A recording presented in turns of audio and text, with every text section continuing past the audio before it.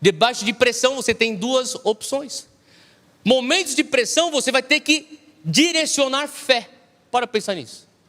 Quando você estiver debaixo de pressão de seres humanos ao teu redor, circunstâncias onde você se encontra, pressão que você exerce em você mesmo, você está numa posição que você vai ter que exercer fé. Você vai direcionar a fé. Fé é capital no mundo espiritual. Assim como dinheiro é capital no mundo natural, você vai direcionar para onde você deposita esse teu capital espiritual. E o profeta Jeremias já dizia sobre isso. Abre comigo, Jeremias capítulo 17. Jeremias 17, eu vou ler do versículo 5.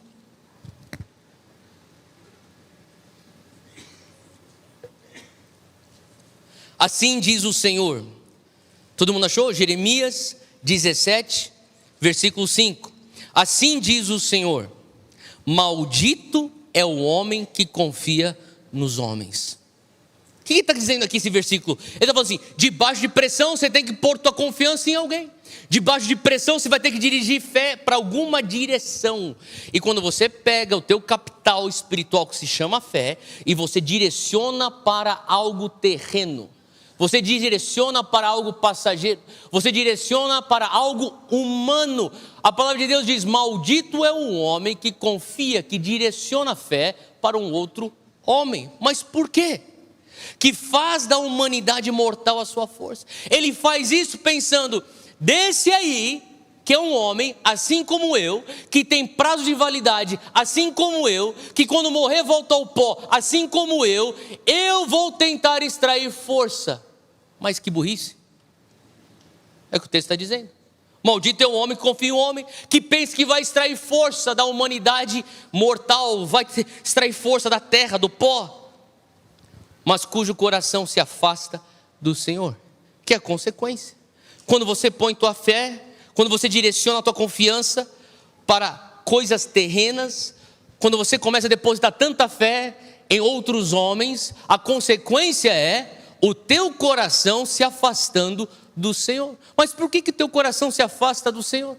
Porque quando o teu mundo só gira em torno de coisas passageiras, como é que você vai encontrar no teu coração uma atração para aquilo que é eterno? A consequência é um afastamento. Você começa a pensar menos espiritual, você começa a raciocinar de uma maneira carnal, você só contempla aquilo que é empírico dentro dos teus 5 sentidos. Não existe espaço para o que é abstrato, o espiritual, o que ainda não se manifestou aqui na terra. Existe um embalo espiritual, mas para você só consegue enxergar a demanda natural. E você pensa que a demanda natural é a fonte de tudo, quando você não entendeu que a fonte é algo que Deus está fazendo no espírito. E esse homem já entendia. Ele estava falando assim: olha, eu perdi algo que não é meu, eu preciso recuperar. Porque eu não vou conseguir cumprir a missão sem a graça daquele que me deu a missão. E a confissão do empréstimo, então, é o que faz ele, então, chegar num lugar onde ele pode retomar esse corte. Mas que bom que não para por aqui o texto. Vai comigo para o versículo 7. Jeremias 17, versículo 7. Maldito é o homem que confia nos homens, mas bendito é o homem cuja confiança está no Senhor, cuja confiança nele está. Você tem aqui 2 opostos. Você tem aqui 2 opções. Debaixo de pressão, você tem a escolha: eu vou dirigir minha fé nas coisas terrenas, eu vou dirigir minha fé e confiança ao homem, ou eu vou dirigir minha fé no Senhor que rege o mundo espiritual e o mundo natural. Bendito é o homem cuja confiança está no Senhor. Versículo 8. Ele será como uma árvore plantada junto às águas e que estende as suas raízes para o ribeiro.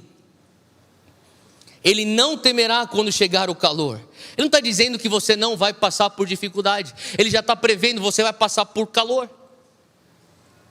Porque as suas folhas estão sempre verdes e não ficará ansiosa. Fala comigo: ansiedade. Sabe, é um mal que a gente vê de uma maneira tão frequente nos dias de hoje, na sociedade. Ansiedade. Quantas pessoas estão sofrendo de ansiedade? Não quero ser insensível às pessoas passando por ansiedade, mas para você que é um crente, nascido de novo, num processo de arrependimento, de renovação da tua mente, nós temos que questionar: será que eu estou sendo ansioso porque eu estou pondo a minha confiança no homem? Será que eu estaria menos ansioso ou curado dessa ansiedade, ou acessando a paz que excede todo entendimento, uma vez que eu ponho e direciono minha fé no Senhor, que nem diz aqui no versículo 7.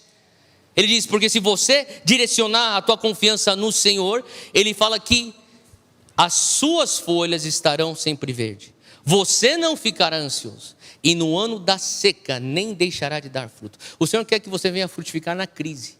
O Senhor quer que você venha estar bem provido mesmo no calor. Mas como é que eu faço isso? Quando você confia no Senhor, o segredo está aqui. Você será como uma árvore plantada junto às águas, que estende suas raízes. O Senhor quer que você venha aprofundar suas raízes. Theo, como é que eu aprofundo minha raiz? Como é que eu faço com que a minha raiz venha chegar em tal lugar onde ela começa a extrair suprimento do ribeiro? Para que eu venha estar verde no calor, para que eu venha estar frutificando no deserto. Como que eu faço isso? Quando você tem a humildade de reconhecer: era emprestado. Daí você abre mão da tua autossuficiência e você troca ela por dependência em Deus. Você abre mão do teu orgulho e troca ela por humildade em Deus. Faz sentido? Quando a gente começa a chegar nesse lugar onde a gente grita: sim, Deus, eu perdi, mas era emprestado. Na verdade, isso aí é a melhor notícia, porque se era emprestado, não depende de mim. Sim, terei que prestar contas, mas eu estou falando para um Deus que tem recursos sem fim. Será que o Senhor consegue recuperar isso que eu perdi? A resposta para isso é sim. E logo na sequência, então, versículo 6, 2 Reis 6, versículo 6, o homem de Deus perguntou: onde caiu? E quando o homem lhe mostrou o lugar, Eliseu cortou um galho e o jogou ali, fazendo o ferro flutuar. A pergunta aqui é: onde caiu? Para você recuperar o teu corte, você reconhece tua perda, você confessa a tua dependência do empréstimo. Mas também o profeta ou a voz de Deus vem e pergunta para você: você já orou e pediu assim: Deus, sonda o meu coração? Aquela oração do salmista: e mostra-me aonde há em mim um caminho mau. Você já fez essa oração, a tua própria oração? E daí o Espírito Santo, ele vai te mostrar, porque o que você está falando é: sonda o meu coração. Ele está perguntando, então vamos para a localização. Onde que foi? Onde foi? Eu tenho que voltar à minha memória. Eu tenho que perguntar: será que foi naquela discussão que eu tive? Será que foi naquela falta de perdão que eu não liberei? Será que foi nas distrações com as coisas ao meu redor? Será que foi no meu ócio ou na minha falta de disciplina? Será que foi num espírito religioso? Será que foi nessa coisa mecânica e leviandade que eu tenho tido na tua presença? Será que foi na minha preguiça de me aplicar às disciplinas espirituais? Aonde? O profeta pergunta: onde que foi que você perdeu o ferro do machado? Quando o homem lhe mostrou o lugar, então Eliseu começou a agir. Eu creio que hoje à noite o Senhor está, antes de nós recuperarmos o nosso corte. Você pode pensar: Theo, mas eu não me desviei. Eu não estou falando só de desvio, não estou falando de queda moral.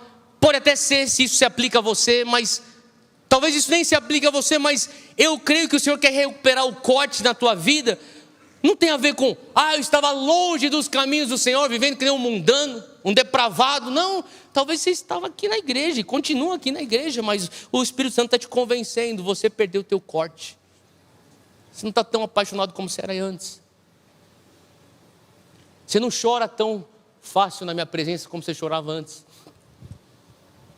Você não clama pela minha intervenção como você clamava antes. Você era mais desesperado para que eu fizesse alguma coisa. Parece que o desespero está mais calmo. Onde foi que arrefecemos na busca pela presença de Deus?